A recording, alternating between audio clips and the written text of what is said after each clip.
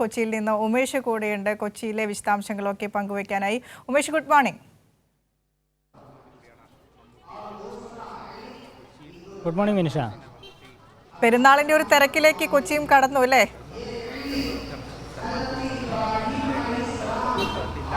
അതെ വിനിഷ, പെരുന്നാളിൻ്റെ രാവിലത്തെ പ്രത്യേക പ്രാർത്ഥനകളിലും നമസ്കാരത്തിലുമൊക്കെ പങ്കെടുക്കാനായി വിശ്വാസികൾ പള്ളികളിലേക്ക് എത്തിക്കൊണ്ടിരിക്കുകയാണ്. ഞാൻ നിൽക്കുന്നത് കടവന്ത്രയിലെ സലഫി ജുമാ മസ്ജിദിലാണ്. ഇവിടെ വളരെ നേരത്തെ തന്നെ പ്രാർത്ഥനാ ചടങ്ങുകൾ ആരംഭിച്ചിരുന്നു.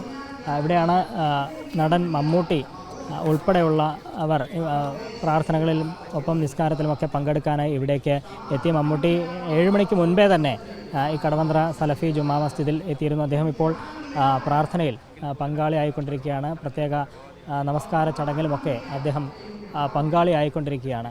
ഈ കടവന്ത്ര ജുമാ മസ്ജിദിൽ മാത്രമല്ല, നഗരത്തിലെ മറ്റ് വിവിധ പള്ളികളിലും പെരുന്നാൾ നമസ്കാരങ്ങൾ വിവിധ സമയങ്ങളിലായി നടക്കുന്നുണ്ട്.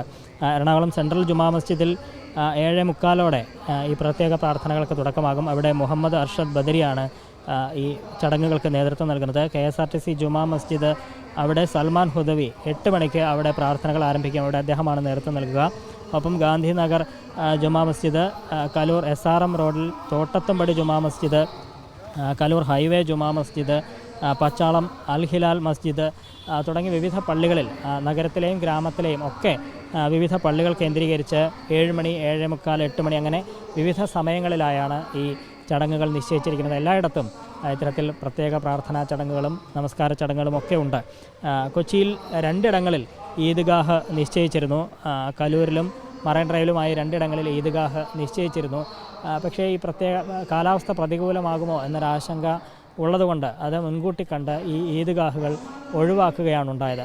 നിലവിൽ തെളിഞ്ഞ കാലാവസ്ഥയാണ്, മഴയൊന്നും തന്നെ ഇല്ല. പക്ഷേ ഇന്നലെയൊക്കെ രാവിലെ വലിയ മഴയുണ്ടായിരുന്നു. അതുകൊണ്ടായിരിക്കണം ഇന്നലെ വൈകുന്നേരത്തോടെ ഈദ്ഗാഹുകൾ വേണ്ട എന്ന് തീരുമാനിക്കായിരുന്നു. സാധാരണ കലൂരിലും ഒപ്പം ഈ മറൈൻ ഡ്രൈവിലുമൊക്കെ ഇത്തരത്തിൽ ഈദ്ഗാഹുകൾ ഉണ്ടാകാറുണ്ട്. എന്നാൽ ഇന്ന് ഈദ്ഗാഹുകളില്ല. പകരം ഇത്തരത്തിൽ പള്ളികൾ കേന്ദ്രീകരിച്ചാണ് ഇത്തരത്തിൽ പ്രത്യേക പ്രാർത്ഥനാ ചടങ്ങുകളും നമസ്കാര ചടങ്ങുകളും ഒക്കെ നിശ്ചയിച്ചിരിക്കുന്നത്. കൊച്ചിയിൽ മാത്രമല്ല, മധ്യ കേരളത്തിലെ എല്ലായിടങ്ങളിലും ഇത്തരത്തിൽ പള്ളികൾ കേന്ദ്രീകരിച്ച് തന്നെ പ്രത്യേക പ്രാർത്ഥനാ ചടങ്ങുകളും നമസ്കാര ചടങ്ങുകളും നിശ്ചയിച്ചിട്ടുണ്ട്. ഇവിടെ ഈ പ്രാർത്ഥനാ ചടങ്ങുകളിൽ പങ്കുകൊണ്ട ശേഷം പുറത്തിറങ്ങി പരസ്പരം ആശ്ലേഷിച്ച് ഒക്കെയാണ് എല്ലാവരും വിശ്വാസികൾ ഇവിടെ നിന്ന് മടങ്ങുക. നമ്മൾ ഈ ദൃശ്യങ്ങൾ കാണുന്നത് പോലെ വിശ്വാസികൾ നിരവധിയായി പള്ളികളിലേക്ക് വരുന്നുണ്ട്, പ്രാർത്ഥനാ ചടങ്ങുകളിൽ പങ്കെടുക്കുന്നുണ്ട്. പങ്കെടുത്ത ശേഷം പരസ്പരം ആശ്ലേഷിച്ച് അവർ സ്നേഹം പങ്കിട്ടുകൊണ്ടാണ് ഈ പള്ളികളിൽ നിന്ന് മടങ്ങുന്നത്. ആ നിലയിൽ വിപുലമായ രീതിയിൽ തന്നെയാണ് മധ്യ കേരളത്തിലും ഈ ബലിപെരുന്നാൾ ആഘോഷിക്കുന്നത്. വിനീഷ.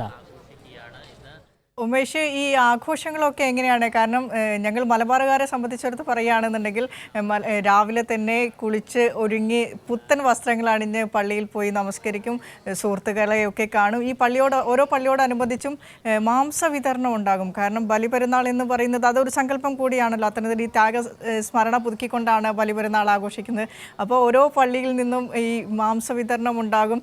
ഈ മാംസങ്ങൾ കൊണ്ടുവച്ച് വീട്ടിൽ വെച്ച് നല്ല സ്വാദിഷ്ടമായ ബിരിയാണി വെക്കുന്നു. ഞങ്ങൾ എല്ലാവരും അത് ഒരുമിച്ചിരുന്ന് കഴിക്കുന്നു. അതിനുശേഷം കുടുംബങ്ങളെല്ലാം കൂടെ ഒത്തുകൂടി കോഴിക്കോട് ബീച്ചിലൊക്കെ പോയി ആഘോഷിക്കുന്ന ആ ഒരു അങ്ങനെയാണ് കോഴിക്കോട്ടെ അല്ലെ മലബാറിലെ ഒരു ബലിപെരുന്നാൾ ആഘോഷത്തിൻ്റെ ഒരു ക്രമം എന്ന് പറയുന്നത്. കൊച്ചിയിലേക്കൊക്കെ വരുമ്പോൾ അതെങ്ങനെയാണ്, ഏത് രീതിയിലാണ് ആളുകൾ വിശ്വാസികളൊക്കെ ഈ ബലിപെരുന്നാൾ ആഘോഷിക്കുന്നത്? വീടുകളിൽ തന്നെയാണോ, പുറത്തൊക്കെ ഇറങ്ങി സൗഹൃദം പുതുക്കി തന്നെയാണോ ബലിപെരുന്നാളിൻ്റെ ആഘോഷ ചടങ്ങുകൾ കൊച്ചിയിൽ?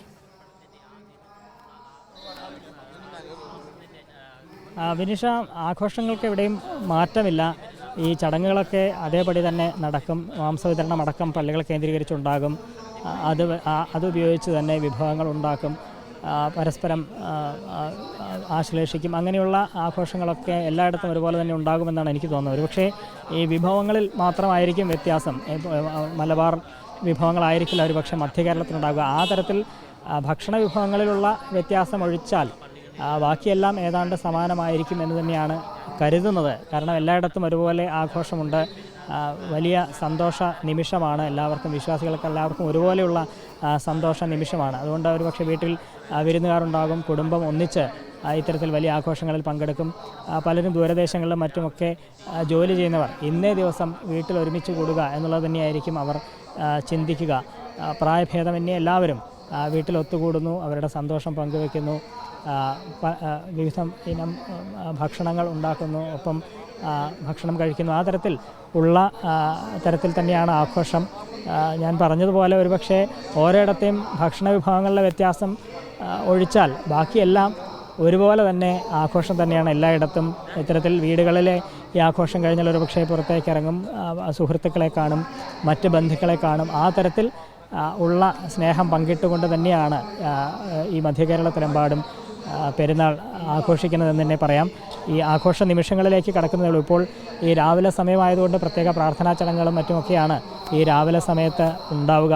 ആ പ്രാർത്ഥനാ ചടങ്ങുകൾ ഏതാണ്ട് 1 മണിക്കൂറിലധികമൊക്കെ നീണ്ടു നിൽക്കുമെന്ന് കരുതുന്നു. എല്ലായിടത്തും ഒരേ സമയത്തല്ല തുടങ്ങുന്നത്. ചിലയിടത്ത് 7 മണിക്ക് തുടങ്ങിയ സ്ഥലങ്ങളുണ്ട്. ഞാൻ നിൽക്കുന്ന ഈ സ്ഥലത്ത് 7 മണിക്ക് തന്നെ പ്രത്യേക പ്രാർത്ഥനാ ചടങ്ങുകൾ തുടങ്ങിയിരുന്നു. മമ്മൂട്ടി അദ്ദേഹം വളരെ നേരത്തെ തന്നെ 7 മണിക്ക് മുൻപ് തന്നെ ഈ കടവന്ത്ര സലഫി ജുമാ മസ്ജിദിൽ എത്തി പ്രാർത്ഥനാ ചടങ്ങുകളിൽ പങ്കുകൊള്ളുകയാണ്. അദ്ദേഹം നാട്ടിലുള്ള സമയത്തൊക്കെ പതിവ് തെറ്റിക്കാതെ ഇത്തരത്തിൽ പതിവായി പള്ളികളിലും ഇത്തരത്തിൽ ഈദ്ഗാഹുകളിലുമൊക്കെ അദ്ദേഹം പങ്കെടുക്കാറുണ്ട്. അധികവും ഇത്തരത്തിൽ ഈദ്ഗാഹുകളുണ്ടെങ്കിൽ അതിലാണ് അദ്ദേഹം പങ്കെടുക്കാറുള്ളത്. കലൂരിലെ ഈദ്ഗാഹിലൊക്കെയാണ് അദ്ദേഹം പതിവായി പങ്കെടുക്കാറുള്ളത്. അതല്ല എന്തെങ്കിലും കാരണവശാൽ ഈദ്ഗാഹ് മാറ്റിവെച്ച് പള്ളികൾ കേന്ദ്രീകരിച്ചാണെങ്കിൽ അതിലും അദ്ദേഹം മുടക്കം വരുത്താറില്ല. പള്ളികളിലും അദ്ദേഹം കൃത്യമായി എത്തുകയും ഇത്തരത്തിൽ പ്രാർത്ഥനാ ചടങ്ങുകളിൽ പങ്കുകൊള്ളുകയും പതിവുണ്ട്. ഇന്നിപ്പോൾ കടവന്ത്ര സലഫി ജുമാ മസ്ജിദിലാണ് അദ്ദേഹം 7 മണിക്ക് മുൻപായി തന്നെ ഇവിടെ എത്തിയിരിക്കുന്നത്. ഇപ്പോഴും അദ്ദേഹം പ്രാർത്ഥനാ ചടങ്ങുകളിൽ പങ്കുകൊള്ളുക തന്നെയാണ്. വിനിഷ. ശരി ഉമേഷ്.